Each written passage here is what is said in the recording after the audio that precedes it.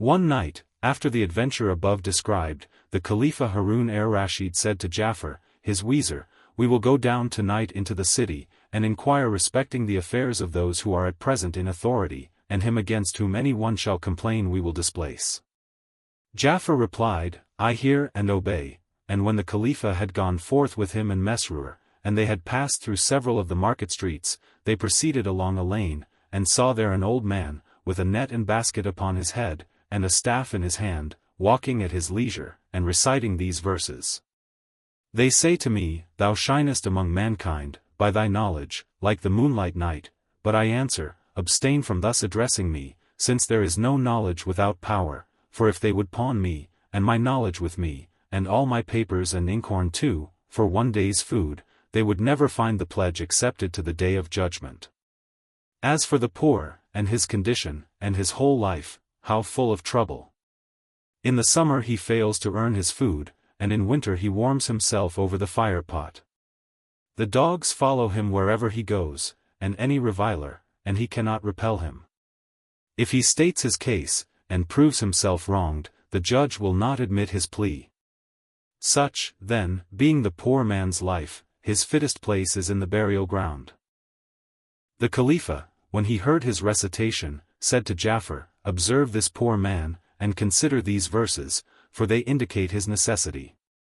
Then approaching the man, he said to him, "O Sheikh, what is thine occupation?" "O my master," answered the old man, "I am a fisherman, and have a family to maintain, and I went forth from my house at noon, and have remained until now, but God hath allotted me nothing wherewith to obtain food for my household, therefore I have hated myself, and wished for death.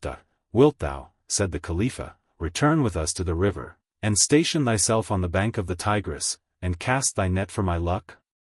If thou wilt do so I will purchase of thee whatever cometh up for 100 pieces of gold. The fisherman rejoiced when he heard these words, and said, "On my head be your commands, I will return with you." So he went again to the river, and cast his net, and, having waited till it sank, drew the cords, and dragged back the net, and there came up in it a chest, locked and heavy. When the Khalifa saw it, he felt its weight, and found it to be heavy, and he gave 100 pieces of gold to the fisherman, who went away, while Mesrur, assisted by Ja'far, took up the chest, and conveyed it, in company with the Khalifa, to the palace, where they lighted the candles, and placed the chest before the Khalifa. Ja'far and Mesrur then broke it open, and they found in it a basket of palm leaves sewed up with red worsted, and they cut the threads, and saw within it a piece of carpet, and, lifting up this, they found beneath it an azar, and when they had taken up the azar they discovered under it a damsel like molten silver, killed, and cut in pieces. When the Khalifa beheld this, tears ran down his cheeks, and, looking towards Ja'far, he exclaimed, "O dog of wazirs, shall people be murdered in my time, and be thrown into the river, and become burdens upon my responsibility? By Allah, I must retaliate for this damsel upon him who killed her, and put him to death." Then said he to Ja'far, "By the truth of my descent from the Khalifas of the sons of El-Abbas, if thou do not bring to me him who killed this woman, that I may avenge her upon him, I will crucify thee at the gate of my palace, together with 40 of thy kinsmen." And the Khalifa was enraged. "Grant me," said Ja'far, "a delay of 3 days." "I grant thee the delay," replied the Khalifa. Ja'far then went forth from his presence, and took his route through the city, sorrowful, and saying within himself, "How shall I discover him who killed this damsel, that I may take him before the Khalifa? And if I take to him any other person, he will become a weight upon my conscience. I know not what to do." For 3 days he remained in his house, and on the 4th day the Khalifa sent to summon him, and, when he had presented himself before him, said to him, "Where is the murderer of the damsel, O Prince of the Faithful?" Answered Ja'far, "Am I acquainted with things hidden from the senses, that I should know who is her murderer?" The Khalifa, incensed at this answer, gave orders to crucify him at the gate of his palace, and commanded a crier to proclaim through the streets of Baghdad, "Whosoever desireth to amuse himself by seeing the crucifixion of Ja'far el-Barmaki, the Wazir of the Khalifa, and the crucifixion of his kinsman, at the gate of the Khalifa's palace, let him come forth and amuse himself." So the people came forth from every quarter to see the crucifixion of Ja'far and his kinsman, and they knew not the cause of this. The Khalifa then gave orders to set up the crosses, and they did so, and placed the Weezer and his kinsman beneath, to crucify them, and were awaiting the Khalifa's permission, while the people wept for Jafar and his relatives. But while they were thus waiting, a handsome and neatly dressed young man came forward quickly through the crowd, and, approaching the Weezer, said to him, "Safety to thee from this predicament, O chief of Emirs, and refuge of the poor. It was I who killed the woman whom ye found in the chest. Kill me therefore for her, and retaliate her death upon me." When Jafar heard these words, he rejoiced for his own deliverance, and grieved for the young man. But while he was speaking to him, lo, an old sheik pressed hastily through the crowd to him and the young man, and, having saluted them, said, "O Weezer, believe not the words of this young man, for no one killed the damsel but myself, therefore retaliate her death upon me." The young man, however, said, "O Weezer, this is an old man, imbecile through age, he knoweth not what he saith, it was I who killed her, avenge her therefore upon me." "O my son," said the sheik, "thou art young, and wilt find pleasure in the world, and I am old, and satiated with the world. I will be a ransom for thee and for the Weezer and his kinsman, and no one killed the damsel but myself, by Allah, therefore, hasten to retaliate upon me." On witnessing this scene, the Weezer was astonished, and he took the young man and the sheik to the Khalifa, and said, "O Prince of the Faithful, the murderer of the damsel hath come. Where is he?" Said the Khalifa. "This young man," answered Jafar, "saith, I am the murderer, and this sheik accuseth him of falsehood, and saith, Nay, but I am the murderer." The Khalifa, looking towards the sheik and the young man, said, "Which of you killed this damsel?" The young man answered, "No one killed her but myself," and the sheik said also, "No one killed her but myself." The Khalifa therefore said to Jafar, "Take them both and crucify them." "If the murderer be one," replied Jafar, "to kill the other would be unjust." The young man then said, "By him who raised the heavens and spread out the earth, it was I who killed the damsel," and he gave an account of the manner of his killing her, and described what the Khalifa had found. The Khalifa therefore was convinced that the young man was he who had killed the damsel, and he was astonished, and said, "What was the cause of thy killing this damsel unjustly, and of thy confessing the murder without being beaten, and thy saying, Retaliate her death upon me?" The young man answered as follows. "Know, O Prince of the Faithful, that this damsel was my wife, and the daughter of my uncle. This sheik was her father, and is my uncle. I married her when she was a virgin, and God blessed me with 3 male children by her, and she loved me and served me, and I saw in her no evil. At the commencement of this month she was attacked by a severe illness, and I brought to her the physicians, who attended her until her health returned to her, and I desired them to send her to the bath, but she said to me, I want something before I enter the bath, for I have a longing for it. What is it? Said I. She answered, I have a longing for an apple, to smell it, and take a bite from it. So I went out immediately into the city, and searched for the apple, and would have bought it had its price been a piece of gold, but I could not find one. I passed the next night full of thought, and when the morning came I quitted my house again and went about to all the gardens, one after another, yet I found none in them. There met me, however, an old gardener, of whom I inquired for the apple, and he said to me, O my son, this is a rare thing, and not to be found here, nor anywhere except in the garden of the Prince of the Faithful at El-Bara, and preserved there for the Khalifa. I returned therefore to my wife, and my love for her so constrained me that I prepared myself and journeyed 15 days, by night and day, in going and returning, and brought her 3 apples which I purchased of the gardener at El-Bara for 3 pieces of gold, and, going in, I handed them to her, but she was not pleased by them, and left them by her side.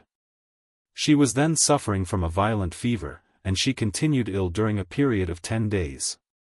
After this she recovered her health, and I went out and repaired to my shop, and sat there to sell and buy, and while I was thus occupied, at midday there passed by me a black slave, having in his hand an apple, with which he was playing. So I said to him, Whence didst thou get this apple, for I would procure one like it, upon which he laughed, and answered, I got it from my sweetheart, I had been absent, and came, and found her ill, and she had 3 apples, and she said to me, My unsuspecting husband journeyed to El-Bara for them, and bought them for 3 pieces of gold, and I took this apple from her. When I heard the words of the slave, O Prince of the Faithful, the world became black before my face, and I shut up my shop, and returned to my house, deprived of my reason by excessive rage. I found not the third apple, and said to her, Where is the apple? She answered, I know not whither it is gone. I was convinced thus that the slave had spoken the truth, and I arose, and took a knife, and throwing myself upon her bosom, plunged the knife into her. I then cut off her head and limbs, and put them in the basket in haste, and covered them with the azar, over which I laid a piece of carpet. Then I put the basket in the chest, and, having locked this, conveyed it on my mule, and threw it with my own hands into the Tigris.